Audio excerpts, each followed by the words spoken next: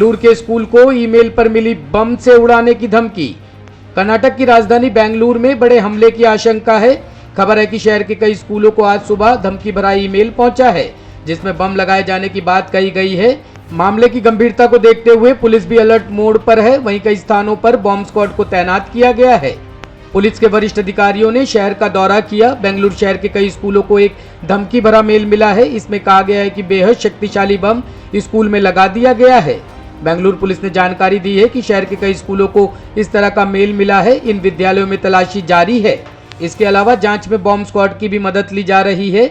Media reports के अनुसार Delhi public school, Gopalan international, new academy school, saint Vincent Paul school, Indian public school और Ebenezer international school को सुबह 10:15 से लेकर 11 बजे के बीच धमकी भरे ईमेल मिले हैं। फिलहाल पुलिस मेल की सच्चाई पता लगाने के लिए विस्तृत जांच कर रही है। संजय राउत का बड़ा आरोप, कहा मुंबई को केंद्र शासित प्रदेश बनाने की साजिश रच रही भाजपा।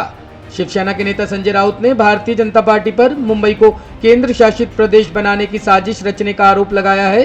राउत ने शुक्रवार को दावा किया कि गृह मंत्रालय को इस आशय संबंधी एक प्रस्तुति दी गई है। राउत ने मुंबई में संवाददाताओं से कहा कि भाजपा के पूर्व सांसद किरीट सौम्या और पार्टी नेताओं, बिल्डर, व्यापारियों का एक समूह इस साजिश का हिस्सा है। राउत ने कहा कि मुंबई को केंद्र शासित प्रदेश बनाने संबंधी प्रस्तुति गृह मंत्रालय को दी गई है, बैठकें हुई है और इस कार्य के लिए एक निधि एकत्र की जा रही है। ये पिछले 2 महीने से चल रहा है और मैं पूरी जवाबदेही के साथ ये बात कर रहा हूँ। मेरे पास मेरी बात साबित करने के लिए सबूत है। अशा अनेक विषय त्यांनी त्यात घेतलेले आहेत आणि त्याच्यामुळे मुंबई ही स्वतंत्र करावी महाराष्ट्रापासून यासाठीचं इसके लिए प्रेजेंटेशन चल रहा है, मीटिंगें हो रही है, उसके लिए भी धन इकट्ठा किया जा रहा है और ये मैं बहुत ही जिम्मेदारी के साथ बोल रहा हूँ। मैं लॉ मेकर हूँ, मैं सांसद हूँ 20 साल से, मैं शिवसेना का नेता हूँ, मैं महाराष्ट्र के आंदोलन में हमेशा फ्रंट पर रहा हूँ। किसी भी तरह का आंदोलन हो मुंबई महाराष्ट्र के बारे में, मैं और मेरा परिवार, हम सब लोग, इसलिए मेरी वेदना में बोल रहा हूँ। और ये लोग हमें महाराष्ट्र को पहले बदनाम करेंगे, मुंबई को बदनाम करेंगे और बाद में उनका जो चल रहा है एक षड्यंत्र, ये षड्यंत्र महाराष्ट्र के लिए सबसे बड़ा खतरा है। ये बात मुख्यमंत्री साहब को भी मालूम है। राहुल गांधी ने कहा, जैसा रूस ने यूक्रेन में किया वही भारत के खिलाफ दोहरा सकता है चीन। कांग्रेस नेता राहुल गांधी का कहना है कि जिस तरह रूस ने यूक्रेन पर अटैक किया है और उसके कुछ इलाकों में अपना दावा किया है, वैसा ही भारत के खिलाफ चीन भी कर सकता है। जेडीयू के पूर्व अध्यक्ष शरद यादव से मुलाकात के बाद राहुल गांधी ने ये बात कही। कांग्रेस नेता ने कहा, रूस का कहना है कि वह यूक्रेन की संप्रभुता को स्वीकार नहीं करता है। वह यूक्रेन के डोनेत्स्क और लुहांस्क क्षेत्रों को उसका हिस्सा नहीं मानता है। इसी आधार पर रूस ने यूक्रेन पर हमला कर दिया। आखिर उसका उद्देश्य क्या है? वह यूक्रेन, नाटो और अमेरिका के गठबंधन को तोड़ना चाहता है। राहुल गांधी ने कहा कि ठीक यही सिद्धांत चीन भारत पर लागू करना चाहता है।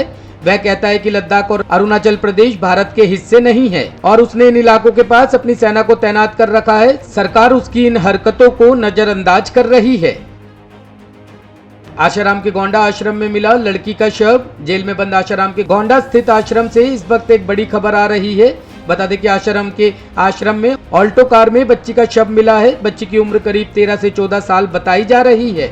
शव मिलने की जानकारी सामने आने के बाद क्षेत्र में सनसनी फैल गई। मौके पर पुलिस पहुंच गई है। पिछले 3-4 दिनों से पार्क में खड़ी एक कार में एक लड़की का शव बरामद हुआ है। बताया जा रहा है कि लड़की कुछ दिनों से लापता थी।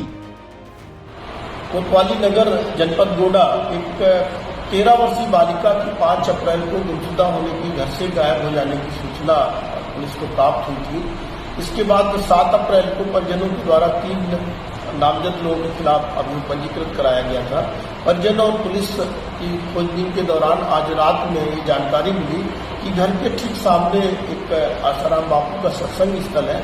उस परिसर के अंदर एक वाहन के अंदर बच्ची का शव है।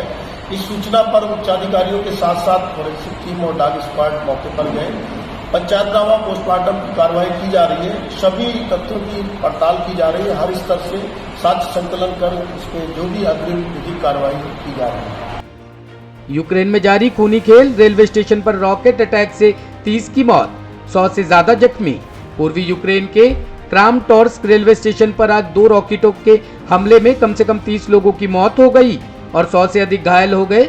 रिपोर्ट में कहा गया है कि रूस यूक्रेन युद्ध के बीच निवासियों को निकालने के लिए स्टेशन का इस्तेमाल किया जा रहा था। रिपोर्ट के मुताबिक यूक्रेन की राज्य रेलवे कंपनी ने कहा कि पूर्वी यूक्रेन में क्रामाटोर्स्क रेलवे स्टेशन पर 2 रूसी रॉकेटों से टकराने से 30 से अधिक लोग मारे गए हैं और 100 से अधिक घायल हो गए हैं। डोनेट्स्क के गवर्नर पाव्लो क्यारिलेंको का कहना है कि जब रॉकेट अटैक हुआ तब हजारों नागरिक स्टेशन पर थे और यूक्रेन के सुरक्षित इलाकों में जाने की कोशिश कर रहे थे। इससे पहले रॉयटर्स ने यूक्रेनी रेलवे के प्रमुख के हवाले से लिखा था कि रेलवे लाइन पर एक हवाई हमले के बाद निकासी प्रभावित हुई और ट्रेनें ब्लॉक रही। ब्यूरो रिपोर्ट, टीम तफ्तीश न्यूज।